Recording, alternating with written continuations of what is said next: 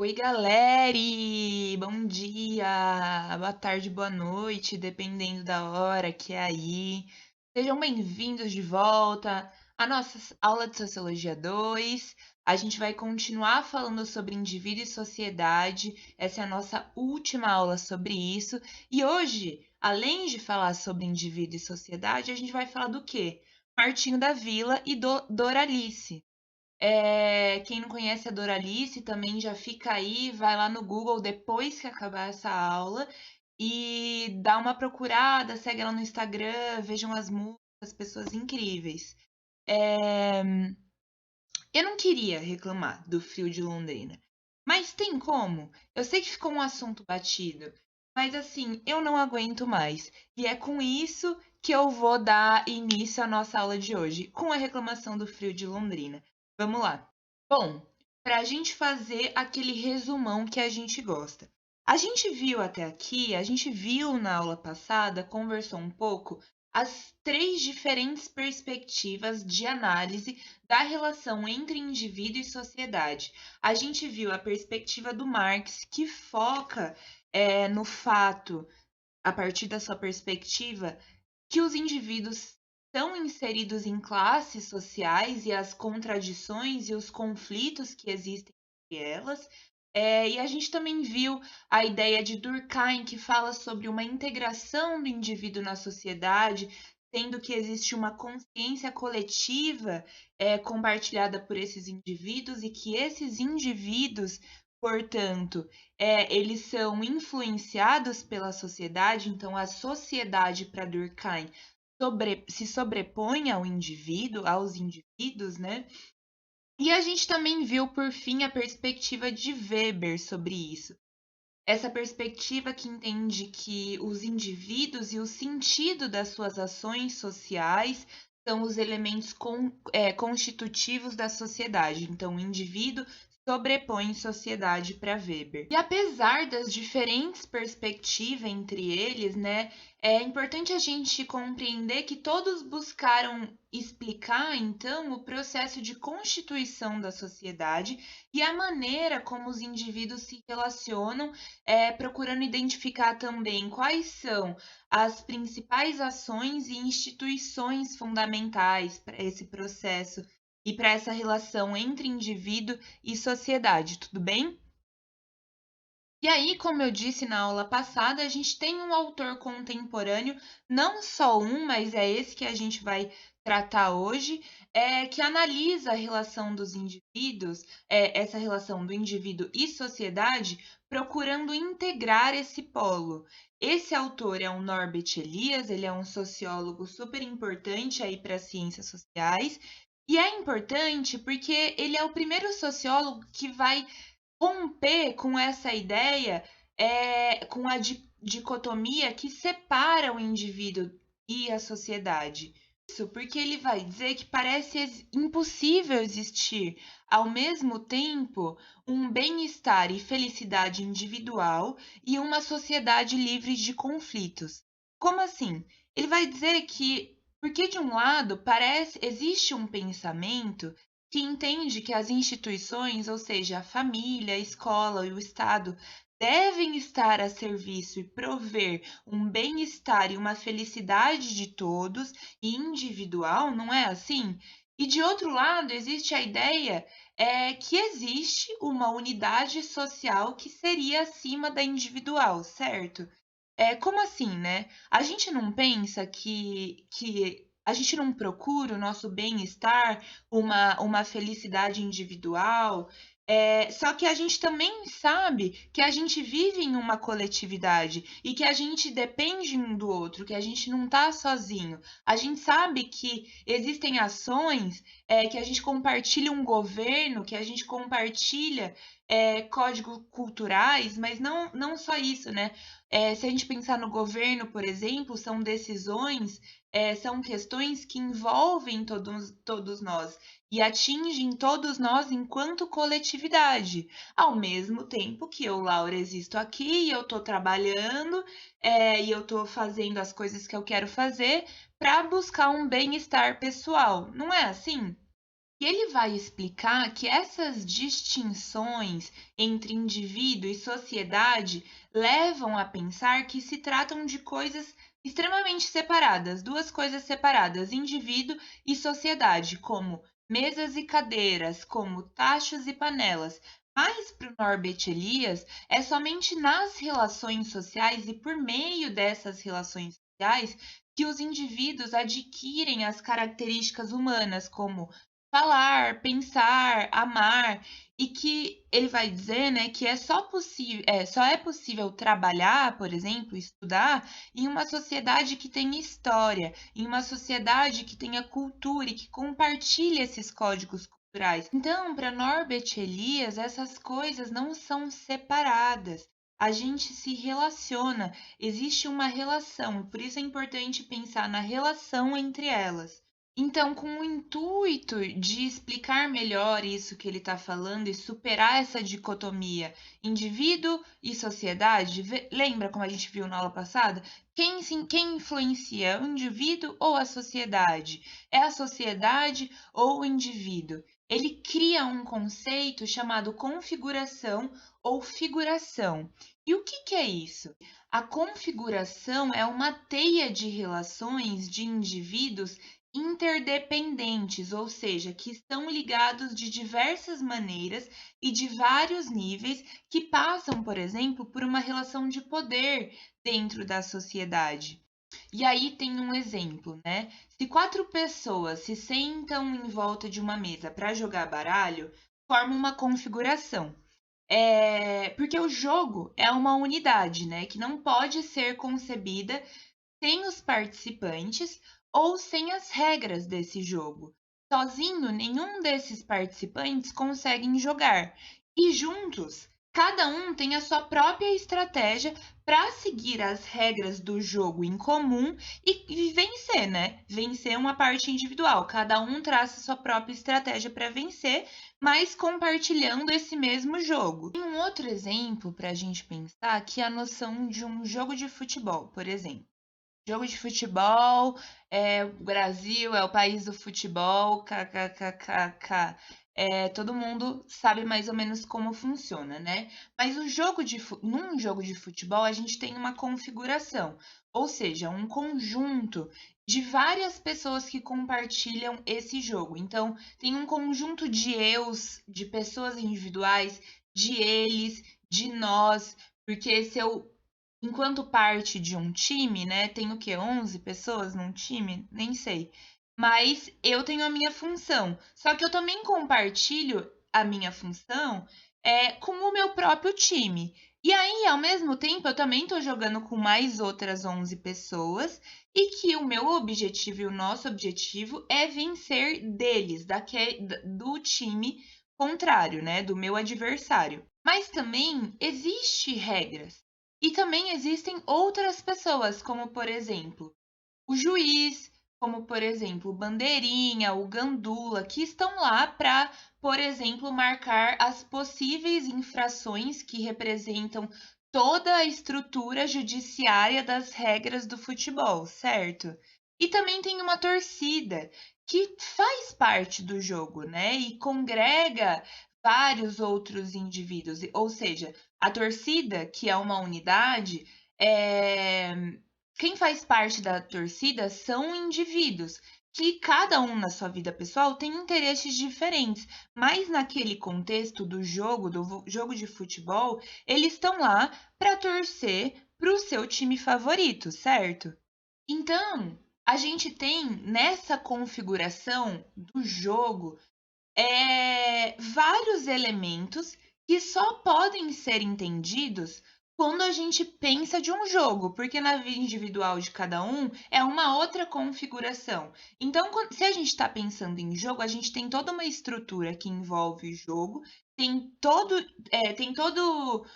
um conjunto de indivíduos que estão lá individualmente, mas que naquele contexto cada um tem a sua função, mas que compartilham a configuração jogo, certo? Então a gente pode dizer, por exemplo, que o jogo, pensando nisso, é uma configuração provisória e dinâmica das relações sociais. Então, entender o conceito de configuração social é entender que as pessoas, as relações sociais são dinâmicas e elas dependem de um contexto. E além disso, também é compreender que os indivíduos estão ligados, eles se relacionam simultaneamente, possuem uma relação de interdependência. Então, é compreender também que os indivíduos, eles formam, a partir de diversos contextos, novas formas de configuração. Podem formar uma configuração familiar, uma configuração do Estado, uma configuração de cidade, uma configuração de nação. Por isso, o conceito de configuração ele pode ser aplicado onde existir relações de interdependência entre os indivíduos. Por isso, pode ser aplicado a uma realidade, um contexto menor ou maior.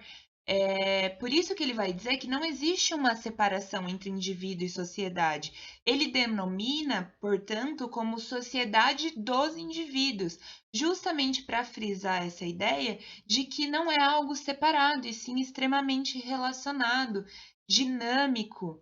Entendem? Então, ele diz que a relação do indivíduo e sociedade deve ser pensada em termos de relações e funções, por exemplo. Porque para ele não dá para compreender, por exemplo, uma melodia examinando as notas separadamente, sem a relação delas com as demais.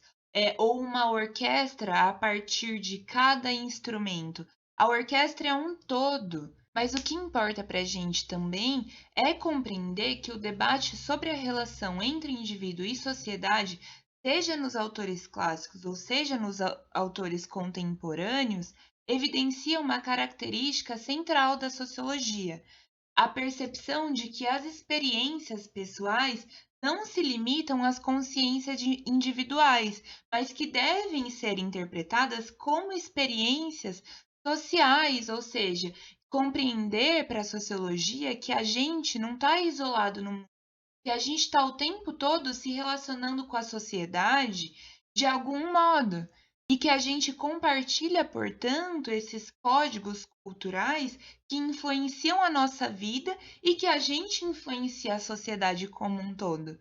Por isso, o autor Wright Mills, como a gente falou na primeira aula, ele denominou essa característica social como imaginação sociológica. A gente já falou isso, né? Esse conceito significa que praticar a imaginação sociológica é uma prática criativa e diária que trata sobre essa desnaturalização da sociedade, sobre essa tomada de consciência da relação entre o indivíduo e sociedade, desse distanciamento crítico da vida humana, da vida cotidiana, desculpa, que a gente deve adquirir de identificar as relações sociais, né? Dessas observações individuais para compreender os temas coletivos, o que que a gente compartilha enquanto indivíduo nessa sociedade. É identificar as estruturas sociais que fazem parte das nossas vidas. Por exemplo, se a gente tomar como exemplo o trânsito, ele pode a pressa no trânsito, né, por exemplo, a gente pode considerar como um fato de importância social. Tô com pressa. Só que se a gente exercer a imaginação sociológica, a gente pode compreender que a minha pressa no trânsito não é só um problema individual, mas é uma preocupação social. Por que a gente tem pressa no trânsito? Por que geralmente a gente está correndo? Se você não for uma pessoa sem noção, né? Vou correr, vou infringir as regras porque eu sou muito louca. Provavelmente as pessoas correm o tempo todo no trânsito porque elas precisam cumprir horário, porque elas precisam chegar no trabalho, não é? Porque, por exemplo, o trânsito está extremamente mais lotado às 6 da tarde, às 8 da manhã, às 7, 8 da manhã. Por que às 6 da tarde? Porque é o horário que a galera tá fazendo do trabalho. Então, o trânsito, ele também tem uma questão social. Por que é cheio nesse horário? Por que os ônibus estão lotados em tal horário? Porque as pessoas estão indo trabalhar. E essa é uma questão social. E que também envolve uma questão individual. Eu acordo cedo, 7 horas, porque eu, Laura, por exemplo, se eu for pegar o ônibus, eu tenho que ir trabalhar. Mas aí, de repente, eu compartilho esse ônibus lotado com uma multidão de pessoas que também estão indo trabalhar. Porque a gente precisa o quê? Vender a nossa força de trabalho para sobreviver na sociedade, não é isso? Então, nessa perspectiva, Wright Mills, quando ele fala da imaginação sociológica, ele propõe que a sociologia deve permitir, por isso é a melhor disciplina do mundo, que o indivíduo relacione o seu cotidiano com a sua realidade histórico-social, fazendo que você reflita acerca da implicação de suas ações na sociedade. Então, cabe à sociologia compreender as conexões que existem entre a experiência pessoal e a vida coletiva. Isso é exercer a imaginação sociológica. E aí, Martinho da Vila.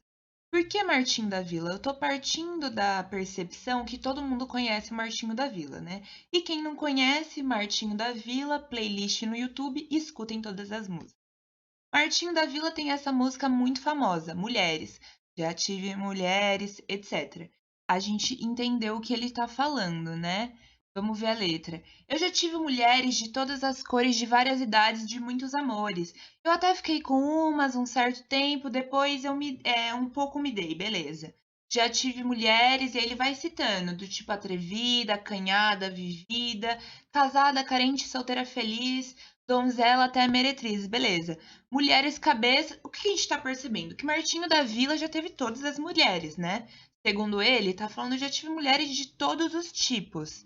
E aí ele procurou, tá relatando uma experiência pessoal, galera. Eu procurei em todas as mulheres a felicidade, mas eu não encontrei, fiquei na saudade. Eu, Martinho da Vila, tô contando aqui que, sabe, foi começando bem, mas tudo teve um fim. Você é o sol da minha vida e a minha vontade. Lá, lá, lá, lá, lá. E é isso. Legal, valeuzão aí, Martinho da Vila, por estar compartilhando né, essa experiência pessoal. Só que aí a gente tem quem? Doralice. Doralice vem e fala assim: Ei, como assim, Martinho da Vila? Mulheres cabeças e desequilibradas, mulheres confusas de guerra e de paz, mas nenhuma delas me fez tão feliz como você me faz. Por que a gente tem que fazer você feliz? Por que a gente pode perceber aqui que o Martinho da Vila, e que essa também é uma questão social. E aí a Doralice vem e vai falar assim: olha, seguinte, não é esse vídeo. Seguinte, Martinho da Vila, tenho algo a te dizer. Que a menina fez esse papel pra gente, a Gabi Paixão. O que a Doralice tá falando? Ei, Martinho da Vila, deixa eu te falar uma coisa. A gente somos mulheres muito cabeças e equilibradas. Ninguém tá confusa, não, amor. Eu não te perguntei nada. São elas por elas. Escuta esse samba, Martinho da Vila, que eu vou te cantar. Porque eu não. Por que eu tenho que ser a sua felicidade? Eu não sou sua projeção, você é que se baste. Meu bem, amor. Não, calma, meu bem amor assim, quero longe para mim, longe de mim. Esse amor aí, Martinho da Vila, é uma cilada pra gente. Eu quero longe de mim, porque eu sou mulher, sou dona do meu corpo e da minha felicidade. Fui eu que descobri prazer e liberdade. Sou tudo que um dia que eu sonhei pra mim, Martinho da Vila. E durma com essa. Você entende como Martinho da Vila, enquanto indivíduo, está relatando uma questão social, porque ele faz parte de uma sociedade. E como a Doralice foi lá, identificou essa questão social e falou: Ei, o que é isso? O que é isso? O que é isso? Vocês entendem? E isso é exercer a imaginação sociológica. Quais músicas vocês escutam? É, exercer imaginação sociológica, por isso que ele fala que é uma prática cotidiana e constante, porque a gente pode fazer isso a cada passo que a gente faz na nossa vida. Por quê? Porque todas as questões sociais, porque as relações são sociais, a gente vive nessa sociedade dinâmica que se relaciona e que possui uma interdependência, como diz Norbert Elias, entre o indivíduo e a sociedade, entendem? Eu adoraria ficar aqui com vocês falando das músicas. Eu amo fazer isso com as músicas de pagode, especialmente. É, Será que a gente tem um tempinho? Vamos fazer isso. Tá, me empolguei e vou fazer isso. É... Sabe aquelas curiosidades que ninguém se importa, mas eu vou falar? Beleza. Tô viciada em pagode. Pagode é o meu gênero musical favorito. Pagode é incrível, pagode é perfeito. Pego o meu pano e passo pro Tiaguinho? Talvez. Mas isso não isenta da crítica social foda. Vamos fazer esse exercício aqui. O Guilherme Nunes pegou a letra pra gente. O que o Tiaguinho tá falando nessa música? Toda vez que eu te vejo, eu quero mais, mais. Larga logo esse cara que ele não te satisfaz mais. Eu não sei por que você fica se enganando assim. Vê se para e repara que você nasceu pra mim. Primeiro, toda vez que eu te vejo, eu te quero mais e mais. Legal, Tiaguinho, mas esse é um problema seu, amor. Reparem como essa letra, ela retrata a forma como as mulheres são vistas na sociedade. É uma expressão do nosso patriarcado, assim como o Martinho da Vila. Meu, o que que... Beleza, Tiaguinho, vamos lá. Toda vez que você me vê, você me quer mais e mais e mais. O problema é seu. Larga logo esse cara que ele não te satisfaz mais. A partir da perspectiva de quem, Tiaguinho, amor? Se eu tô com o K, isso não deveria ser uma opção minha?